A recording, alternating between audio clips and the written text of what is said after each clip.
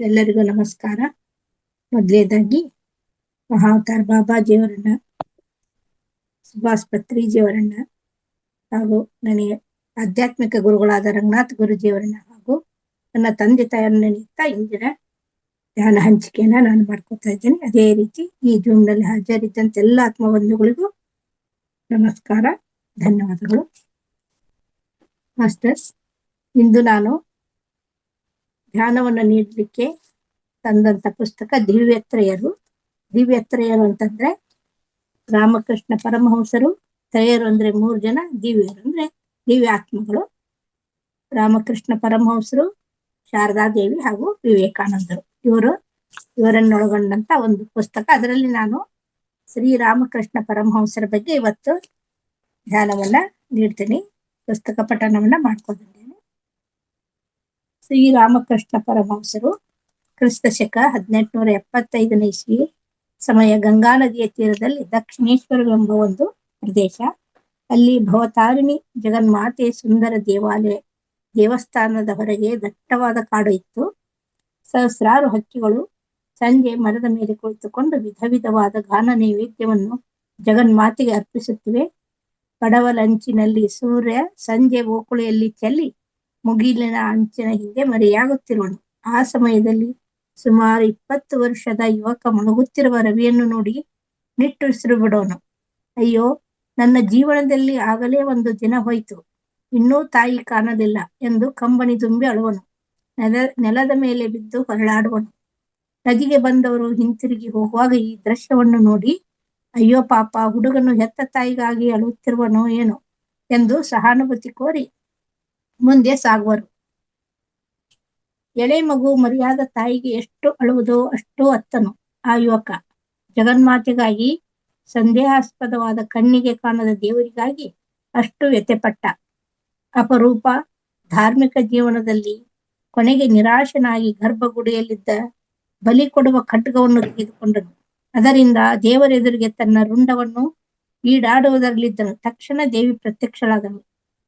ಯುವಕನು ಮನಸ್ಸು ಪ್ರಪಂಚವನ್ನು ತೊರೆದು ಅವರ್ಣನೀಯ ಆನಂದದಲ್ಲಿ ತಲ್ಲೀನವಾಯಿತು.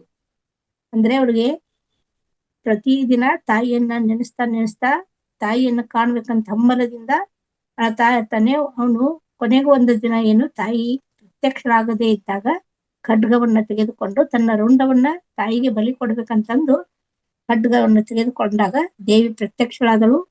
ಯುವಕನ ಮನಸ್ಸು ಪ್ರಪಂಚವನ್ನು ತೊರೆದು ಅವರ್ಣನೀಯ ಆನಂದದಲ್ಲಿ ತಲ್ಲೀನವಾಯಿತು. ದೇವರು ಪರೀಕ್ಷಿಸುವನು. ಅವನು ನಮ್ಮ ಸರ್ವಸ್ವವನ್ನು ತತ್ತಲ್ಲದೆ ಬರುವುದಿಲ್ಲ. ನಮ್ಮೆಲ್ಲರನ್ನು ದೇವರಿಗೆ ಕೊಟ್ಟರೆ ದೇವರು ತನ್ನ ಎಲ್ಲವನ್ನು ಭಕ್ತನಿಗೆ ಕೊಡುವನು. ತನ್ನ ಇಡೀ ಜೀವನವನ್ನು ನಿವೇದಿಸಿ ಜಗನ್ಮಾತೆಯನ್ನು ಪಡೆದುಕೊಂಡನು. ಈ ವ್ಯಕ್ತಿಯೇ ಮುಂದೆ ಜಗದ್ವಂದ್ಯ ಶ್ರೀರಾಮಕೃಷ್ಣ ಪರಮಹಂಸರು. ಅವರೇ ರಾಮಕೃಷ್ಣ ಪರಮಹಂಸರು. ಇವರ ಜೀವನ ದ್ವೈತ, ಅದ್ವೈತ, ವಿಶಿಷ್ಟಾದ್ವೈತ, ತ್ರಿವೇಣಿ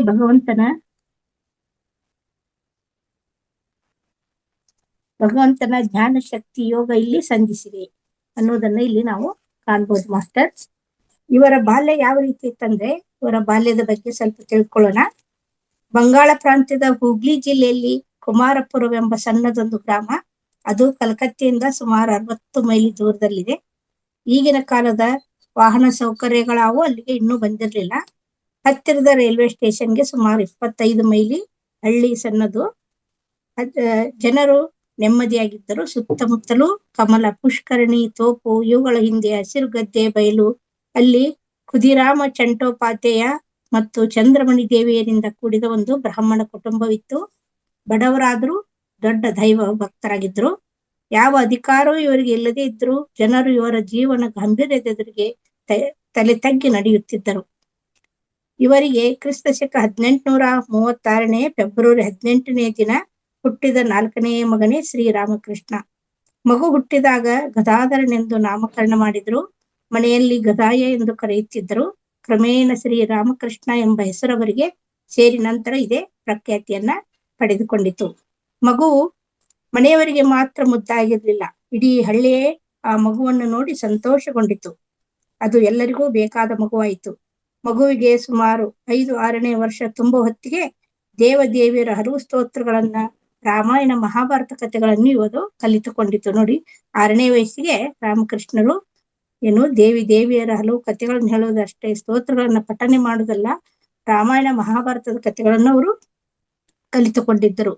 ಬಾಲ್ಯದಿಂದಲೂ ಅವರಲ್ಲಿ ಕೆಲವು ಒಳ್ಳೆಯ ಸ್ವಭಾವಗಳು ಬಹಳ ಚೆನ್ನಾಗಿ ರೂಪುಗೊಂಡಿದ್ದವು. ಸ್ವಲ್ಪ ಅಂಜಿಕೆ ಸ್ವಭಾವದವರಲ್ಲ. ಉಳಿದ ಮಕ್ಕಳು ಎಲ್ಲಿಗೆ ಹೋಗಲು ಅಂದುತ್ತಿದ್ದರೋ ಅಲ್ಲಿಗೆ ಅವರು ಧೈರ್ಯವಾಗಿ ಹೋಗುತ್ತಿದ್ದರು.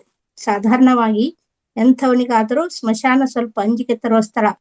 ಅಂತ ಕಡೆ ಕೂಡ ಅವರು ಒಬ್ಬರೇ ನಿರ್ಭಯರಾಗಿ ಹೋಗುತ್ತಿದ್ದರು. ಯಾರು ಇವರಿಗೆ ಇಲ್ಲದದ್ದನ್ನು ಕೋಪ ತೋರಿಸಿ ಅಥವಾ ಗದರಿಸಿ ನಿನಗೆ ಮಾಡಲು ಆಗುತ್ತಿರುವುದಿಲ್ಲ ಅಂತ ಯಾರಾದ್ರೂ ಹೇಳಿದ್ರೆ ಅಲ್ಲಿ ಮುದ್ದಾಮ್ ಇವ್ರು ಏನ್ ಮಾಡ್ತಿದ್ರು, ಹಠ ತೊಟ್ಟು ಅಲ್ಲಿಗೆ ಹೋಗಿ ಬರುವಂತ ಸ್ವಭಾವನ ಹೊಂದಿದ್ರು.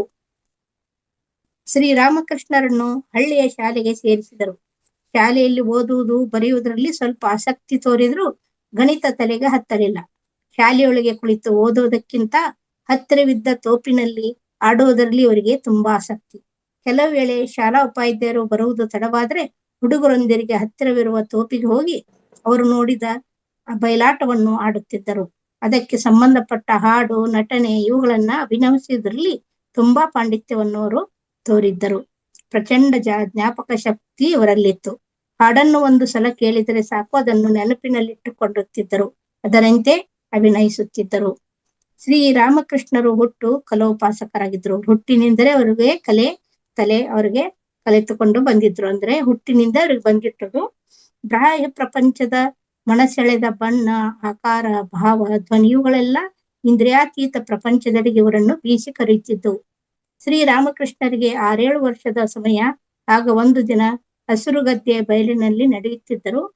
ಕೈಯಲ್ಲಿದ್ದ ಒಂದು ಸಣ್ಣ ಬುಟ್ಟಿ ಅಲ್ಲಿ ಪುರಿ ಇತ್ತು. ಅದನ್ನು ತಿನ್ನುತ್ತಾ ಸುತ್ತಲೂ ನೋಡುತ್ತಾ ಹೋಗುತ್ತಿದ್ದರು. ಸುತ್ತಲೂ ಹಸಿರುಗದ್ದೆ, ಮೇಲೆ ಮೋಡ ಕವಿದಿತ್ತು.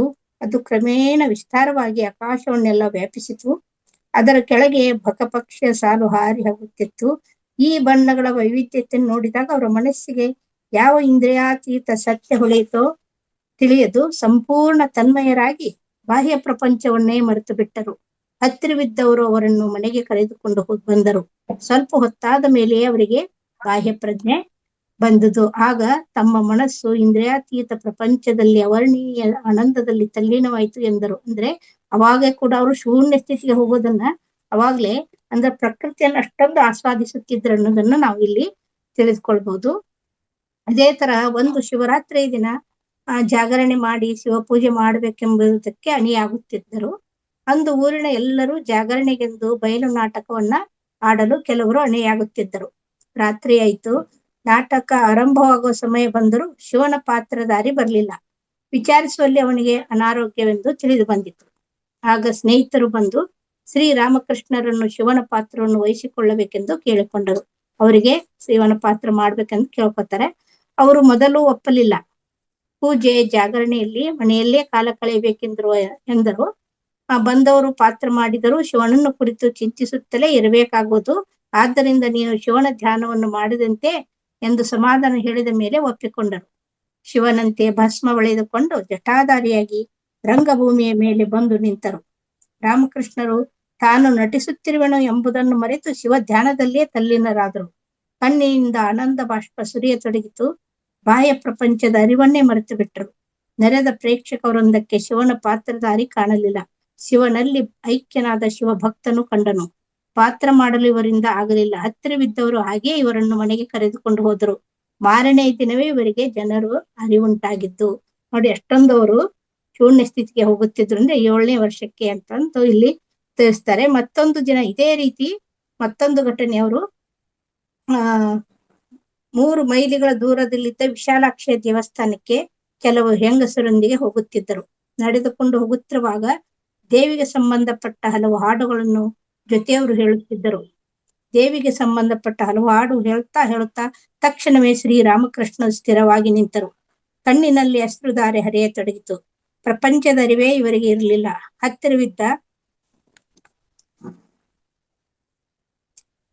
ಹತ್ತಿರವಿದ್ದ ಹೆಂಗಸರು ಎಷ್ಟೋ ಶೌಚಾಚಾರ ಮಾಡಿದ್ರು ಇವರಿಗೆ ಪ್ರಜ್ಞೆ ಬರಲಿಲ್ಲ. ಹಲವರು ದೇವರ ಹೆಸರನ್ನು ಇವರ ಕಿವಿಯಲ್ಲಿ ಹೇಳಿದಾಗ ಬಾಹ್ಯ ಪ್ರಪಂಚದ ಅರಿವಾಯಿತು. ಈಗ ಈ ರೀತಿ ಅವರು ಏನ್ ಮಾಡ್ತಿದ್ರು, ಪ್ರತಿದಿನ ಶೂನ್ಯ ಸ್ಥಿತಿಗೆ ಹೋಗುದು, ಧ್ಯಾನದಲ್ಲಿ ಅವರು ಮಗ್ನರಾಗಿರುತ್ತಿದ್ರು ಎನ್ನುವುದನ್ನ ನಾವು ಇಲ್ಲಿ ಕೇಳ್ಬೋದು ಮಾಸ್ಟರ್. ಶ್ರೀರಾಮಕೃಷ್ಣರ 7ನೇ ವಯಸ್ಸಿನಲ್ಲಿ ಅವರ ತಂದೆ ಕಾಲವಾದರು. ಅವರ ಮೊದಲ ಬಾರಿ ತಮ್ಮ ಹತ್ತಿರದವರ ಸಾವನ್ನು ನೋಡಬೇಕಾಯಿತು. ಮೊದಲೇ ಅಂತರ್ಮುಖಿಗಳಾಗಿ ಸ್ವಭಾವ ಅವರದು. ಈ ದಾರುಣ ಪಟ್ಟಾಗ ಜಗತ್ತು ನಶ್ವರ ಎಂಬ ಭಾವನೆಯನ್ನೇ ಅವರು ಚಿರಮುದ್ರಿತವಾಯಿತು. ಅವರ ತಾಯಿಗೆ ಪತಿ ಅಗಲಿಕೆ ದಾರುಣ ವ್ಯಥೆಯನ್ನುಂಟು ಮಾಡಿತು. ಅವರು ಇದನ್ನು ಕಣ್ಣಾರೆ ನೋಡಬೇಕಾಯಿತು.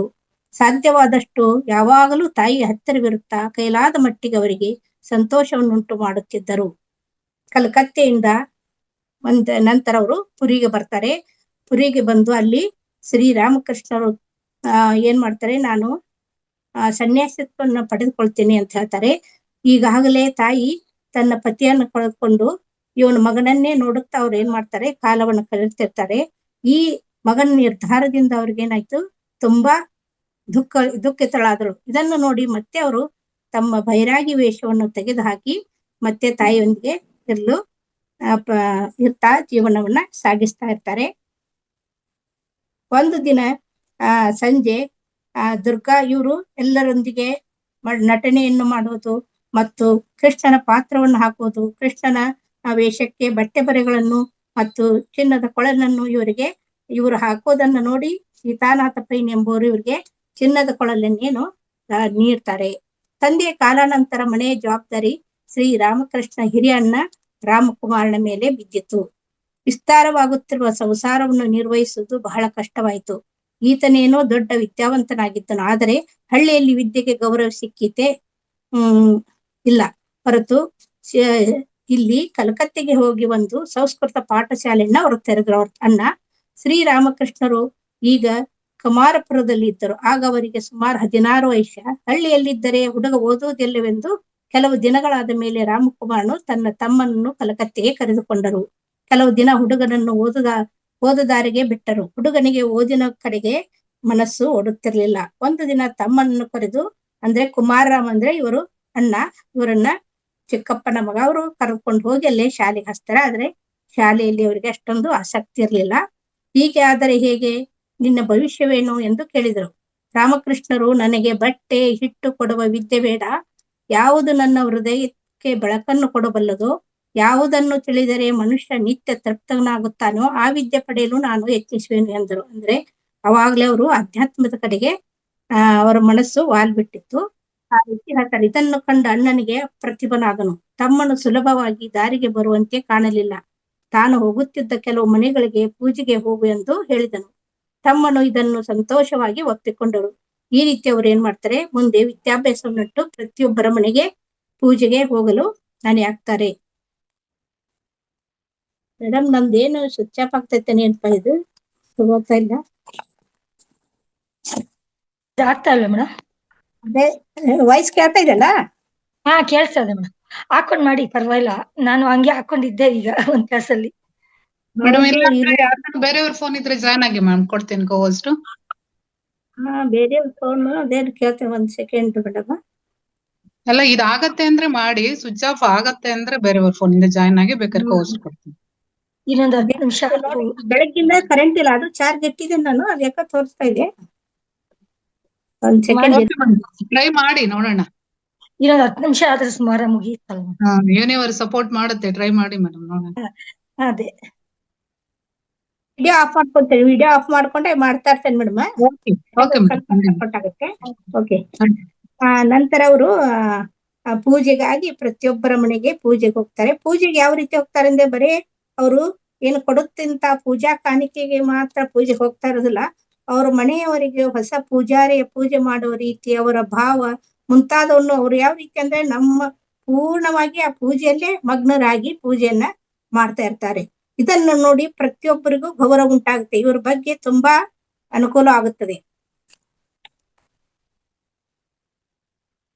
ಅನುಕೂಲವಾಯ್ತದೆ. ಹೆಚ್ಚು ಗೌರವ ಉಂಟಾಯ್ತು. ಅವಸರವಿಲ್ಲದೆ ಶ್ರದ್ಧಾ ಭಕ್ತಿಯಿಂದ ಪೂಜೆ ಮಾಡುತ್ತಿದ್ರು. ಭಾವಪೂರ್ವಕವಾಗಿ ಇವ್ರು ಏನ್ ಮಾಡ್ತಾರೆ, ಪೂಜೆಯನ್ನು ಮಾಡ್ತಾ ಮಾಡ್ತಾ ಹೋಗ್ತಾರೆ. ಎಸ್ ಮೇಡಮ್, ಕರೆಂಟ್ ಬಂತು, ಕೊಟ್ಟಿದ್ದೀನಿ. ಹೆಚ್ಚು ಗೌರವ ಉಂಟಾಯ್ತು. ಅವಸರವಿಲ್ಲದೆ ಶ್ರದ್ಧಾ ಭಕ್ತಿಯಿಂದ ಪೂಜೆ ಮಾಡುತ್ತಿದ್ದರು. ಭಾವಪೂರ್ವಕವಾಗಿ ಭಕ್ತಿ ಗೀತೆಗಳನ್ನ ಹಾಡುತ್ತಿದ್ದರು. ಇವರನ್ನು ಕಂಡು ಎಲ್ಲ ಮನೆಯವರಿಗೂ ಪ್ರೀತಿ ಉಂಟಾಯ್ತು. ಕೊಡುವ ದಕ್ಷಿಣೆ ಆಸೆಗಲ್ಲದೆ ಕೇವಲ ಉಪಾಸನೆಗಾಗಿಯೇ ದೇವರನ್ನು ಇವರು ಪೂಜಿಸುತ್ತಿದ್ದರು. ಈ ರೀತಿ ಅವರು ತಮ್ಮ ಜೀವನವನ್ನ ಪ್ರಾರಂಭ ಮಾಡಿದ್ರು. ನಂತರ ಇವರು ಏನೇನ್ ಸಾಧನೆ ಮಾಡಿದ್ರು, ಯಾವ ರೀತಿ ಸಾಧಕರಾದ್ರು ಅಂತಂದ್ರೆ, ಕಲ್ಕತ್ತೆಯಲ್ಲಿ ರಾಣಿ ರಾಸಮಣಿ ಎಂಬ ದೊಡ್ಡ ದೇವಿ ಭಕ್ತಿ ಇದ್ದಳು. ಆಕೆ ತುಂಬಾ ಶ್ರೀಮಂತಳು, ಬೆಸ್ತರ ಕಾಲದಿಂದ ಬಂದವಳು. ಬೇಕಾದಷ್ಟು ದುಡ್ಡ ವೇಸಿ ದಕ್ಷಿಣೇಶ್ವರ ಎಂಬ ಗಂಗಾ ನದಿಯ ತೀರದಲ್ಲಿ ದೊಡ್ಡದೊಂದು ಕಾಳಕಾ ದೇವಾಲಯವನ್ನ ಕಟ್ಟಿಸಿದಳು. ಅದನ್ನು ಪ್ರತಿಷ್ಠೆ ಮಾಡುವ ದಿನ ಬಂದಿತು. ಆದರೆ ಅಲ್ಲಿ ಪೂಜೆ ಮಾಡಲು ಯಾವ ಬ್ರಾಹ್ಮಣ ಪೂಜಾರಿಯೂ ಬರಲಿಲ್ಲ. ರಾಣಿ ಖಿನ್ನರಾದಳು. ಈ ಸಮಾಚಾರ ರಾಮಕುಮಾರನಿಗೆ ಅಂದ್ರೆ ರಾಮಕೃಷ್ಣ ಪರಮಹಂಸರ ಅಣ್ಣನಿಗೆ ಗೊತ್ತಾಯ್ತು. ಆತ ಆಕೆಗೆ ಒಂದು ಉಪಾಯವನ್ನು ಸೂಚಿಸಿದರು. ಆ ದೇವಸ್ಥಾನವನ್ನು ಪ್ರತಿ ವರ್ಷವೂ ತಗಲುವ ಖರ್ಚಿನ ಸಮೇತ ಒಬ್ಬ ಬ್ರಾಹ್ಮಣನಿಗೆ ದಾನ ಮಾಡಿಬಿಟ್ಟರೆ ಆ ದೇವಸ್ಥಾನದಲ್ಲಿ ಯಾವ ಬ್ರಾಹ್ಮಣ ಪೂಜಾರಿ ಬೇಕಾದರೂ ಪೂಜೆ ಮಾಡಬಹುದು ಎಂದನು. ಹಾಗೆ ಮಾಡಿದರೂ ಕೂಡ ಯಾರು ಪೂಜೆಗೆ ಮುಂದೆ ಬರಲಿಲ್ಲ. ಕೊನೆಗೆ ಉಪಾಯ ಹೇಳಿಕೊಟ್ಟವನೇ ಮುಂದೆ ಬರ್ಬೇಕಾಯ್ತು. ಅಂದ್ರೆ ಆ ರಾಣಿ ಏನು ರಾಸಮಣಿ ಇತ್ತಲ್ಲ, ಅವರು ದೇವಸ್ಥಾನ ಕಟ್ಟಿದ ಪೂಜಾರಿಗೆ ಯಾರಾದ್ರೂ ಬರ್ಬೇಕಂದ್ರೆ ಅವ್ರು ಹೇಳ್ತಾನೆ, ಕುಮಾರರಾಮ ಅಂದ್ರೆ ರಾಮಕೃಷ್ಣ ಅವ್ರ ಅಣ್ಣ ಹೇಳಿದಾಗ ಯಾರು ಬರಲಿಲ್ಲ. ಆಗ ಅವ್ರಿಗೆ ಅದ ಜವಾಬ್ದಾರಿಯನ್ನು ಕುಮಾರರಾಮರೇ ಮಾಡ್ತಾ ಹೋಗ್ತಾರೆ. ಹೀಗೆ ರಾಸಮಣಿಯ ಹಿರಿಯ ಅಳಿಯ ಮಧುರಾನಾಥ್ ವಿಶ್ವಾಸ ಎಂಬವನಿದ್ದನು. ಆತ ವಿದ್ಯಾವಂತ, ಮೇಲ್ವಿಚಾರಣೆ ನೋಡಿಕೊಳ್ಳೋದ್ರಲ್ಲಿ ತುಂಬಾ ನಿಪುಣ. ರಾಣಿಯ ಆಸ್ತಿಯನ್ನೆಲ್ಲ ಅವನೇ ನೋಡಿಕೊಳ್ತಿದ್ದನು. ಹಲವು ವೇಳೆ ಆತ ಗುಡಿಗೆ ಬಂದಾಗ ರಾಮಕೃಷ್ಣರು ಅವನ ಕಣ್ಣಿಗೆ ಬೀಳುತ್ತಿದ್ರು. ಅಂದ್ರೆ ಅವನ ಅಣ್ಣನ ಜೊತೆ ಅವರು ಕೂಡ ಅಲ್ಲಿ ರಾಮಕೃಷ್ಣರು ಹೋಗ್ತಾ ಇದ್ರು. ಅವನ ಅಣ್ಣನಿಗಿಂತ ಇವರೇ ತೃಪ್ತಿಕರವಾಗಿ, ಆನಂದಪೂರ್ವಕವಾಗಿ, ಭಾವಪರಶರಾಗಿ ಪೂಜೆ ಮಾಡೋದನ್ನ ಅವರು ಏನು ರಾಸಮಣಿಯರ ಅಳಿಯ ನೋಡಿದ ತಕ್ಷಣ ಅವ್ರು ಏನ್ ಮಾಡ್ತಾರೆ, ಹೇಗಾದ್ರೂ ಮಾಡಿ ಈ ಹುಡುಗನನ್ನು ಗುಡಿಯಲ್ಲೇ ನಿಲ್ಲಿಸಬೇಕು, ಆತ ಪೂಜಾರಿ ಆದರೆ ಒಳ್ಳೆಯದಾಯ್ತು ಎಂದು ಭಾವಿಸಿ ವಿಚಾರಿಸಿದ್ರು. ಆದರೆ ಶ್ರೀರಾಮಕೃಷ್ಣರು ಅದಕ್ಕೆ ಒಪ್ಪಲಿಲ್ಲ. ಕೆಲವು ಕಾಲವಾದ ಮೇಲೆ ರಾಮಕುಮಾರನ್ ಏನ್ ಮಾಡ್ತಾರೆ, ಹಳ್ಳಿಗೆ ಹೋದರು. ಪುನಃ ಹಿಂತಿರುಗಿ ಬಂದು ದೇವಿ ಪೂಜೆಯನ್ನು ಮಾಡುವ ಸುಯೋಗ ಅವರಿಗೆ ಇರಲಿಲ್ಲ. ಅಲ್ಲಿಯೇ ಅವರು ಕಾಲವಾದರು ರಾಮಕುಮಾರರು. ಆ ಸಮಯಕ್ಕೆ ಸರಿಯಾಗಿ ಹೃದಯರಾಮನೆಂಬ ಶ್ರೀರಾಮಕೃಷ್ಣರ ನೆಂಟನೊಬ್ಬನು ದಕ್ಷಿಣೇಶ್ವರಕ್ಕೆ ಜೀವನೋಪಾಯಕ್ಕಾಗಿ ಬಂದನು. ವಯಸ್ಸಿನಲ್ಲಿ ಶ್ರೀರಾಮಕೃಷ್ಣರಿಗಿಂತ ಕೆಲವು ವರ್ಷ ಕಿರಿಯರಾದರೂ ಮಥುರನಾಥ ಮತ್ತು ಶ್ರೀರಾಮಕೃಷ್ಣರನ್ನು ಪೂಜೆ ಮಾಡುವಂತೆ ಕೇಳಿಕೊಂಡರು. ಶ್ರೀರಾಮಕೃಷ್ಣರು ದೇವಿಗೆ ಬೇಕಾದಷ್ಟು ಒಡೆಯುವ ವಸ್ತ್ರಗಳು ಎಲ್ಲವನ್ನೂ ಹಾಕಿರೋರು. ಅದು ಕಳೆದು ಹೋದರೆ ಪೂಜಾರಿಯ ತಲೆಯ ಮೇಲೆ ಬರುವುದು. ಈ ತರದ ಜವಾಬ್ದಾರಿ ಕೆಲಸ ನನಗೆ ಬೇಡ ಎಂದರು. ಹೃದಯನು, ನಾನು ಜವಾಬ್ದಾರಿ ಕೆಲಸವನ್ನು ನೋಡಿಕೊಳ್ಳುತ್ತೇನೆ, ಶ್ರೀರಾಮಕೃಷ್ಣರು ಪೂಜೆ ಮಾಡಿದರೆ ಸಾಕು ಎಂದನು. ಅದಕ್ಕೆ ರಾಮಕೃಷ್ಣರು ಏನ್ ಮಾಡಿದ್ರು, ಪೂಜೆ ಮಾಡುವುದಕ್ಕೆ ಮಾತ್ರ ಒಪ್ಪಿಗೆಯನ್ನ ಕೊಟ್ಟರು. ಈ ರೀತಿ ಶ್ರೀರಾಮಕೃಷ್ಣರು ಜೀವನದಲ್ಲಿ ಮಧುರನಾಥನ ಅತಿ ಮುಖ್ಯವಾದ ಪಾತ್ರವನ್ನು ಪಡೆದನು. ನಂತರ ದಕ್ಷಿಣೇಶ್ವರ ಸ್ವಾಮಿಯ ಏನು ದೇವಸ್ಥಾನ ಪೂಜೆಯನ್ನ ಅವರು ಪ್ರತಿದಿನ ಮಾಡ್ತಾ ಹೋಗ್ತಾರೆ. ಇವರಲ್ಲಿ ಈಗ ಪೂಜೆ ಮಾಡುವುದಲ್ಲ ಅಷ್ಟೇ ಅಲ್ಲ, ಇವರು ಶ್ರೀರಾಮಕೃಷ್ಣ ಲೀಲಾ ನಾಟಕಕ್ಕೆ ದಕ್ಷಿಣೇಶ್ವರ ಒಂದು ರಂಗಭೂಮಿ ಆಯ್ತು. ಪಾವನ ಗಂಗಾ ನದಿಯ ಮುಂದೆ ಹರಿಯುತ್ತಿದೆ. ನದಿಯಿಂದ ಬಂದೊಡನೆ ದೊಡ್ಡ ಸೋಪಾನ ಭಕ್ತಿ, ಅಂದ್ರೆ ಅಲ್ಲಿ ಯಾವ ರೀತಿ ದೇವಸ್ಥಾನ ಇದೆ ಅನ್ನೋದನ್ನ ಇಲ್ಲಿ ವಿವರಿಸ್ತಾರೆ. ಎಡಗಡೆ ಬಲಗಡೆ 6 ಶಿವಮಂದಿರಗಳು. ಅದನ್ನು ದಾಟಿ ಹೋದರೆ ಭವ್ಯವಾದ ಕಾಳಿಕಾ ದೇವಸ್ಥಾನ. ಅದರ ಮುಂದಗಡೆ ವಿಶಾಲವಾದ ನಾಟ್ಯ ಮಂದಿರ, ಮತ್ತೊಂದು ಕಡೆ ರಾಧಾಕೃಷ್ಣರ ದೇವಸ್ಥಾನ, ಸುತ್ತಲೂ ವಿಸ್ತಾರವಾದ ಅಂಗಳ, ಅದರ ಹಿಂದೆ ಪ್ರಾಕಾರದ ಸುತ್ತಲೂ ಯಾತ್ರಿಕರು ಬಂದರೆ ತಂಗಿಕೊಳ್ಳುವುದಕ್ಕೆ ಹಲವಾರು ಕೋಣೆಗಳು ಇವೆ. ಈ ರೀತಿ ಗಂಗಾ ನದಿಯ ತೀರದಲ್ಲಿ ಅತಿ ದಟ್ಟವಾದ ಕಾಡು, ನಿರ್ಜನ ಪ್ರದೇಶ, ಆಧ್ಯಾತ್ಮಿಕ ಸಾಧನೆ ಮಾಡುವುದಕ್ಕೆ ಯೋಗ್ಯವಾದ ಸ್ಥಳ. ಪರಮಹಂಸರು ಈ ಪಾವನ ಪ್ರದೇಶವನ್ನು ತಮ್ಮ ತಪಸ್ಸಿನಿಂದ ಪಾವನ ತರ ಮಾಡಿಬಿಟ್ಟರು. ಈ ರೀತಿ ಮೊದಲೇ ಈ ಪ್ರದೇಶದ ಅಷ್ಟೊಂದು ಜನರಿಗೆ ಯಾರಿಗೆ ಗೊತ್ತಿಲ್ಲ. ಆದರೆ ಶ್ರೀರಾಮಕೃಷ್ಣ ಪರಮಹಂಸರಲ್ಲಿ ನೆಲೆಸಿ ಇದನ್ನ ಸ್ಥಳವನ್ನ ಪಾವನವನ್ನಾಗಿ ಮಾಡಿದರು. ಶ್ರೀರಾಮಕೃಷ್ಣರು ಪೂಜಾ ಕಾರ್ಯವನ್ನು ಆರಂಭಿಸಿದರು. ಬೆಳಗ್ಗೆ ಭಕ್ತಿಯಿಂದ ಕಂಪಿಸುತ್ತಾ ಗುಡಿಗೆ ಹೋಗುವರು, ದೇವಿಗೆ ಅಲಂಕಾರ ಮಾಡುವರು, ಪೂಜೆ ಮಾಡುವರು, ನೈವೇದ್ಯ ಮಾಡುವರು. ಆದರೆ ಇದರಲ್ಲಿ ಶ್ರೀರಾಮಕೃಷ್ಣರ ಜೀವನ ಕೊನೆಗೊಂಡಿದ್ದರೆ ಅವರು ಒಬ್ಬ ಪೂಜಾರಿ ಮಾತ್ರ ಆಗಿರುತ್ತಿದ್ದರು. ಆದ್ರೆ ಅವರು ಬರೀ ಪೂಜೆಯನ್ನ ಮಾಡುವುದಲ್ಲಿ ಅಲ್ಲ, ಈ ಶಿಲಾಮೂರ್ತಿಗೆ ಅವಾಗ ಅವರಲ್ಲಿ ಮನಸ್ಸು ಏನ್ ಬಂತಂದ್ರೆ, ಶಿಲಾಮೂರ್ತಿಯಲ್ಲಿ ಚೈತನ್ಯವಿದೆ, ಆಕೆ ಶಿಲ್ಪಿಗಳು ಕೊರೆದ ವಿಗ್ರಹವೋ ಅಥವಾ ಭಕ್ತರ ಕಂಡ ದರ್ಶನವೋ, ಆಕೆ ಕೇವಲ ಒಂದು ಕಲ್ಪನೆಯ ಕಥೆಯೋ ಅಥವಾ ಭಕ್ತರ ಮೊರೆಯನ್ನು ಕೇಳಿ ಅವರನ್ನು ಸದಾ ಉದ್ಧಾರ ಮಾಡಲು ಕಾದು ಕುಳಿತಿರುವ ಮಹಾಶಕ್ತಿ ತಿರುಮೆಯೋ ಅಂತ ಪ್ರಶ್ನೆಗಳು ಅವ್ರ ತಲೆಯಲ್ಲಿ ಓಡ್ತಾ ಹೋದು. ನಾವು ಪ್ರತಿದಿನ ಪೂಜೆ ಮಾಡ್ತೀವಿ, ಅದು ಏನು ಶಿಲೆಯಾಗಿ ಕುಳಿತರೆ ಏನು ಪ್ರಯೋಜನ ನಾವು ಮಾಡೋದ್ರಿಂದ ಅಂತ ಪ್ರಶ್ನೆಗಳು ಅವರ ವಿಚಾರ ಮಾಡ್ತಾ ಹೋದ್ರು. ಅದನ್ನ ಸುಮ್ಮನೆ ವಿಚಾರ ಮಾಡ್ತಾ ಇರ್ಲಿಲ್ಲ, ಅವರು ಪರೀಕ್ಷೆ ಮಾಡೋದಕ್ಕೂ ಅವರು ಮುಂದೆ ಬಂದ್ರು. ಈ ಸಮಸ್ಯೆಯನ್ನ ಪರೀಕ್ಷಿಸಿದಕ್ಕಾಗಿ ತಮ್ಮ ಜೀವನವನ್ನೇ ಒಂದು ಪ್ರಯೋಗಶಾಲೆಯನ್ನಾಗಿ ಮಾಡಿದ್ರು. ಸ್ವತಃ ತಾವೇ ಪರೀಕ್ಷೆ ಮಾಡ್ತಾ ಮಾಡ್ತಾ ಹೋದ್ರು. ಶ್ರೀ ರಾಮಕೃಷ್ಣರು ಎಲ್ಲ ಜನರಿಂದ ದೂರವಾದರು. ಅವರದೇ ಆದ ಪ್ರಪಂಚದಲ್ಲಿ ವ್ಯರ್ತಿರುವುದು. ಜಗನ್ಮಾತೆಯನ್ನು ನೋಡಬೇಕೆಂಬ ಆಸೆ ಕಾಡ್ಗಿಚ್ಚಿನಂತೆ ಅವರನ್ನ ಜೀವನದಿಂದ ವ್ಯಾಪಿಸಿತು. ಹಗಲು ಪೂಜೆ ಮಾಡುವರು, ಕಂಬಳಿ ದುಂಬಿ ಜಗನ್ಮಾತೆಗೆ ಹತ್ತು ಕರೆಯುವರು. ಹೇ ತಾಯಿ, ನೀನು ಎಲ್ಲಿರುವೆ? ಮೈ ತೋರು. ರಾಮಪ್ರಸಾದ ನಿನ್ನ ದರ್ಶನ ಪಡೆದು ಅನುಗ್ರಹಿತನಾದ. ನಾನೇನು ಪಾಪಿಯೇ? ನನ್ನ ಬಳಿಗೆ ನೀನೇಕೆ ಬಾರೆ? ನನಗೆ ಸುಖ ಬೇಡ, ಐಶ್ವರ್ಯ ಬೇಡ, ಸ್ನೇಹಿತರು ಬೇಡ, ನನಗೆ ಪ್ರಪಂಚದ ಯಾವ ಭೋಗವೂ ಬೇಡ. ಹೇ ತಾಯೇ, ನಿನ್ನನ್ನು ನೋಡುವುದೊಂದೇ ನನ್ನ ಚರಮ ಗುರಿ. ದಿನದ ಅಂತ್ಯ ಸಮಯವನ್ನು ಸೂಚಿಸುವ ಘಂಟಾಧ್ವನಿಯನ್ನು ಕೇಳಿ ಅವರು ಉದ್ವಿಗ್ನರಾಗಿ ಅಳತೊಡಗುವರು. ತಾಯಿ, ಮತ್ತೊಂದು ದಿನ ವ್ಯರ್ಥವಾಯಿತು. ಅಂದ್ರೆ ಒಂದೊಂದ್ ದಿನ ಅವ್ರು ಕಳ್ತಾ ಹೋದಾಗ ಇವತ್ತು ನನಗೆ ವ್ಯರ್ಥವಾಯ್ತು, ಇವತ್ತು ನನಗೆ ತಾಯಿಯ ದರ್ಶನವಾಗ್ಲಿಲ್ಲ ಅಂತಂದ್ರು. ಪ್ರತಿ ದಿನವನ್ನು ಅವರು ಎಣಿಕೆ ಮಾಡ್ತಾ ದೇವಿ ಮುಂದೆ ತಮ್ಮ ಸಂಕಲ್ಪವನ್ನು ಹೇಳ್ತಾ ಹೋಗ್ತಾರೆ. ನಾನು ಇನ್ನು ನಿನ್ನನ್ನು ಸಂಧಿಸುವುದಿಲ್ಲ. ಅಲ್ಪ ಜೀವನದಲ್ಲೇ ಆಗ್ಲೇ ಒಂದು ದಿನ ನನಗೆ ಕಳೆದು ಹೋಗ್ಬಿಡ್ತು. ನನ್ನ ಜೀವನ ಅಲ್ಪ ಜೀವನ ಇದ್ದಾಗ ಒಂದು ದಿನ ಕಳೆದು ಹೋಯ್ತು, ನಿನ್ನ ದರ್ಶನ ನನಗೆ ಸಾಕ್ಷಾತ್ಕಾರವಾಗ್ಲಿಲ್ಲ ಅಂತ ಅಳ್ತಾರೆ. ಹತ್ತು ಏನ್ ಮಾಡ್ತಾರೆ, ಆ ಮೊದ್ಲೇ ಹೇಳಿದಂಗೆ ಅವರು ಖಡ್ಗವನ್ನ ತೆಗೆದುಕೊಂಡು ನನ್ನ ತಲೆಯನ್ನೇ ನಿನಗೆ ರುಂಡವಾಗಿ ನನ್ನ ಅರ್ಪಣೆ ಮಾಡ್ತೇನೆ. ನನ್ನ ಇಷ್ಟು ದಿನ ನಾನು ನಿಮಗೆ ಪೂಜೆ ಮಾಡಿದ್ದು ವ್ಯರ್ಥ ಅಂತ ತಿಳ್ಕೊಂತೇನೆ. ಯಾಕಂದ್ರೆ ನನಗೆ ನೀನು ದರ್ಶನ ಮಾಡ್ತಾ ಇಲ್ಲ ಅಂತ ತಿಳಿದು ಅವ್ರು ಏನ್ ಮಾಡ್ತಾರೆ, ಚಂಡಾಡುವುದರಲ್ಲಿದ್ರು. ತಮ್ಮ ರುಂಡವನ್ನ ಚಂಡಾಡುವುದಲ್ಲಿ ಖಡ್ಗವನ್ನು ತೆಗೆದುಕೊಂಡಾಗ ತಕ್ಷಣ ಜಗನ್ಮಾತೆ ಪ್ರತ್ಯಕ್ಷಳಾಗಿ ಅವಾಗ ಅವರು ಸಚ್ಚಿದಾನಂದ ಸ್ವರೂಪಿನಲ್ಲಿ ಅವರ ಮನಸ್ಸು ತಲ್ಲೀನವಾಯಿತು. ಬಾಹ್ಯ ಪ್ರಪಂಚಕ್ಕೆ ಬಂದ ಮೇಲೆ ಅವರ ನಡತೆ ಈಗ ತಾಯಿ ಏನೋ ಪ್ರತ್ಯಕ್ಷಳಾದಳಲ್ಲ, ಕಾಳಿಕಾ ಮಾತೆ ಪ್ರತ್ಯಕ್ಷ ಆದ ತಕ್ಷಣ ಅವ್ರ ಜೀವನನೇ ಪರಿಪೂರ್ಣವಾಯಿತು ಅಂತಂದು ಅಲ್ಲಿಗೆ ಅವರು ಏನ್ ಮಾಡಿದ್ರು, ಪ್ರತಿದಿನ ದೇವಿಯೊಂದಿಗೆ ಮಾತನಾಡುದು, ಅವಳಿಗೆ ಪ್ರಸಾದ ಕೊಡೋದು ಅಷ್ಟೇ ಅಲ್ಲ, ಅವ್ರಿಗೆ ಪ್ರತಿದಿನ ಅವರು ಊಟವನ್ನು ಮಾಡಿಸುವುದು. ಅವ್ರು ಏನು ಸಂಕಲ್ಪ ಮಾಡ್ತಾರೆ, ಮತ್ತೆ ಭಕ್ತರಿಗೆ ಬಂದವರಿಗೆಲ್ಲ ಅವರು ಏನಾದ್ರೂ ಸಮಸ್ಯೆಗಳಿದ್ರೆ ಅವ್ರಿಗೆ ಸಮಸ್ಯೆಗಳನ್ನ ದೇವಿಯಿಂದ ಪ್ರಾರ್ಥನೆ ಮಾಡಿ ಆ ಸಮಸ್ಯೆಗಳನ್ನ ಪರಿಹರಿಸುವಷ್ಟು ಶಕ್ತಿಯನ್ನ ಶ್ರೀ ರಾಮಕೃಷ್ಣರು ಪಡೆದುಕೊಂಡರು. ಜಗನ್ಮಾತೆ ಪ್ರತ್ಯಕ್ಷಳಾದ ನಂತರ ಶ್ರೀ ರಾಮಕೃಷ್ಣರ ಪೂಜಾ ವಿಧಾನವೇ ಬೇರೆ ರೂಪಕ್ಕೆ ತಿರುಗಿತು. ನೈವೇದ್ಯಕ್ಕೆ ಕೊಟ್ಟದ್ದನ್ನು ಕೆಲವು ವೇಳೆ ಮೊದಲು ಅವರು ರುಚಿ ನೋಡಿ ನಂತರ ದೇವಿಗೆ ಊಟವನ್ನ ಮಾಡಿಸುತ್ತಿದ್ದರು. ಹೂ ಗಂಧ ದೇವಿಗೆ ಅರ್ಪಣೆ ಮಾಡುತ್ತಿದ್ದರು. ಈ ರೀತಿ ಅವರು ಪ್ರತಿದಿನ ದೇವಸ್ಥಾನದ ಮೇಲ್ವಿಚಾರಣೆ ನೋಡಿಕೊಳ್ಳುತ್ತಿದ್ದಲ್ಲದೆ ಅವ್ರಿಗೆ ಈ ರೀತಿ ದೇವರು ಪ್ರತ್ಯಕ್ಷಳಾದ ತಕ್ಷಣ ಅವರ ಗೌರವ ಇನ್ನೂ ಹೆಚ್ಚಾಯ್ತು. ಒಂದು ದಿನ ರಾಣಿ ರಾಸಮಣಿ ಶ್ರೀ ರಾಮಕೃಷ್ಣರ ಪೂಜೆ ಮಾಡುತ್ತಿದ್ದಾಗ ಬಂದಳು. ಪೂಜೆ ಆದ ಮೇಲೆ ರಾಮಕೃಷ್ಣರನ್ನು ಒಂದೆರಡು ಭಕ್ತಿ ಹಾಡನ್ನು ಹಾಡುವಂತೆ ಕೇಳಿಕೊಂಡಳು. ಶ್ರೀರಾಮಕೃಷ್ಣರು ಹಾಡುತ್ತಿರುವಾಗ ಆಕೆಯ ಮನಸ್ಸು ಹಾಡಿನ ಮೇಲೆ ಇರಲಿಲ್ಲ, ಯಾವುದೋ ಒಂದು ಮೊಕದ್ದಮೆಯ ವಿಷಯವನ್ನು ಚಿಂತಿಸುತ್ತಿತ್ತು. ಶ್ರೀರಾಮಕೃಷ್ಣರು ಇದನ್ನು ಗ್ರಹಿಸಿ ಆಕೆ ಹತ್ತಿರ ಹೋಗಿ, ಇಲ್ಲಿಯೂ ಪ್ರಾಪಂಚಿಕ ಚಿಂತನೆಯೇ ಅಂತ ಅಂದು ಅವ್ರ ಕೆನ್ನಿಗೆ ಏಟು ಕೊಟ್ಟಂತೆ ರಾಸಮಣಿಗೆ.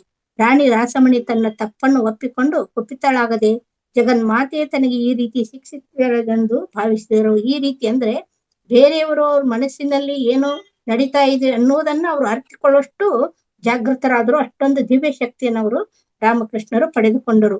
ಒಂದು ದಿನ ರಾಧಾಕೃಷ್ಣನ ದೇವಸ್ಥಾನದಲ್ಲಿ ರಾಧಾರಮಣನ ವಿಗ್ರಹದ ಕಾಲು ಪೂಜಾರಿ ಅಜಾಗರೂಕತೆಯಿಂದ ಮುರಿದು ಹೋಯಿತು. ಅಂದ್ರೆ ಒಂದು ಮೂರ್ತಿ, ರಾಧಾಕೃಷ್ಣನ ಮೂರ್ತಿ, ಅದ್ರದ್ದು ಕಾಲು ಮುರಿದು ಬಿಡ್ತು. ಅವಾಗ ಭಿನ್ನವಾದ ವಿಗ್ರಹವನ್ನು ಪೂಜಿಸುವುದು ಅಶಾಸ್ತ್ರೀಯವೆಂದು ಪಂಡಿತರು ಸಾರಿದರು. ಇಷ್ಟು ದಿನವೂ ಪೂಜಿಸುತ್ತಿದ್ದ ಆ ವಿಗ್ರಹವನ್ನು ತೆಗೆದಿಡಲು ರಾಣಿಯ ಮನಸ್ಸು ಒಪ್ಪಲಿಲ್ಲ. ಅಂದ್ರೆ ಅದು ತುಂಬಾ ಚೆನ್ನಾಗಿತ್ತು.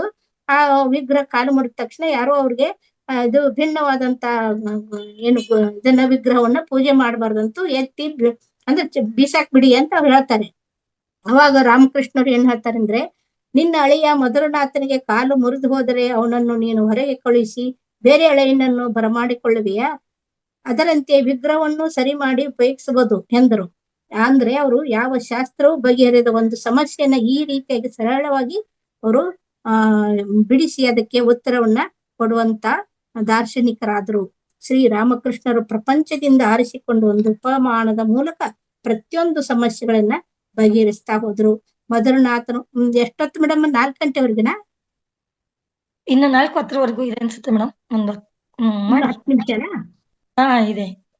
4:15 ತನಕ ತಗೊಳ್ಳಿ. ಒಂದು 15 ನಿಮಿಷ ಸಾಕು ಪ್ರಶ್ನೋತ್ತರಕ್ಕೆ. ಓಕೆ.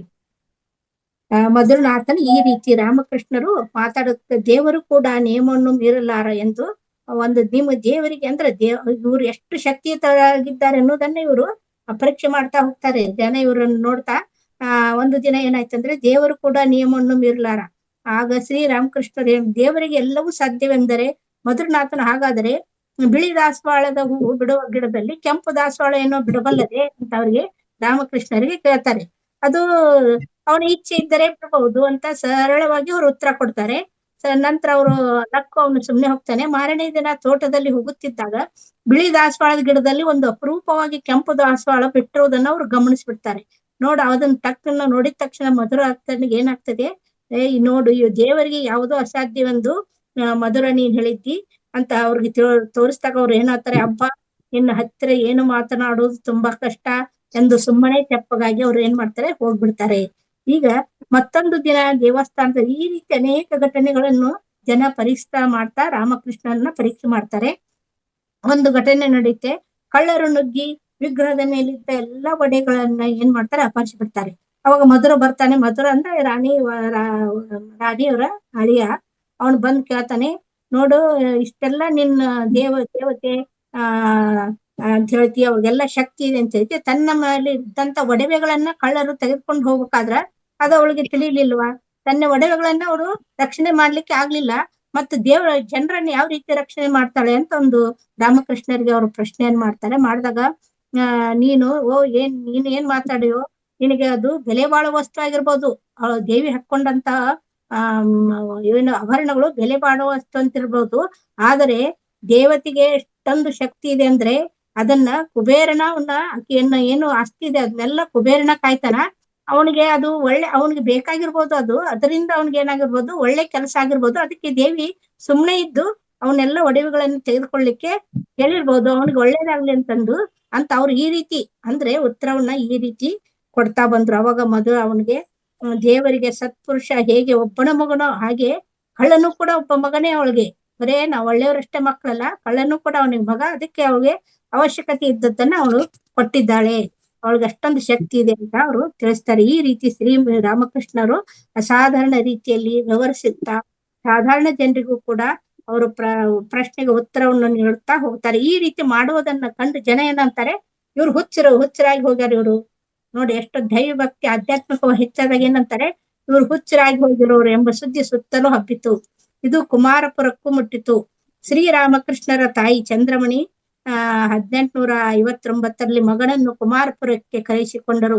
ಔಷಧ ನೋಡಿ ಹುಚ್ಚಿಡಿದಿದೆ ಅಂತ ತಾಯಿ ಏನ್ ಮಾಡ್ತಾರ, ಅವ್ರಿಗೆ ಹುಚ್ಚು ಬಿಡಿಸ್ಬೇಕಂದ ಔಷಧೋಪಚಾರ ಮಾಡ್ತಾರ, ಯಂತ್ರ ಮಂತ್ರಗಳನ್ನೆಲ್ಲ ಮಾಡಿಸಿದ್ರು. ಆದ್ರೆ ಇವರು ಹುಚ್ಚು ಮಾಯವಾಗೋ ರೀತಿ ಕಾಣಲಿಲ್ಲ. ಆದ್ರೆ ಹುಚ್ಚು ಹಿಡ್ದೇ ಇಲ್ಲ ಅವ್ರಿಗೆ, ಅವ್ರದ್ದು ಅಧ್ಯಾತ್ಮದೊಳಗೆ ಏನಾಗಿದ್ದಾರೆ. ಅವಾಗ ಪರಮಹಂಸರೇ ಒಂದು ಸಲ ಹೇಳ್ತಾರ ತಾಯಿಗೆ, ಬೇಕಾದ್ರೆ ನನಗೆ ರೋಗವಿದ್ದರೆ ಗುಣ ಮಾಡಿ, ಆದರೆ ದೇವರ ಹುಚ್ಚನ್ನು ಮಾತ್ರ ಬಿಡಿಸಬೇಡಿ ಅಂತ ಹೇಳ್ತಾರೆ. ತಾಯಿಗೆ ಹೇಳ್ತಾರವ್ರು. ಅಂದ್ರು ಯಾರೋ ಚಂದ್ರಮಣಿ ದೇವಿಗೆ ಮಗನಿಗೆ ಮದುವೆ ಮಾಡಿದ್ರೆ ಹುಚ್ಚು ಬಿಟ್ಟು ಹೋಗೋದು ಅಂತ ಮತ್ತೊಬ್ರು ಹೇಳ್ತಾರೆ.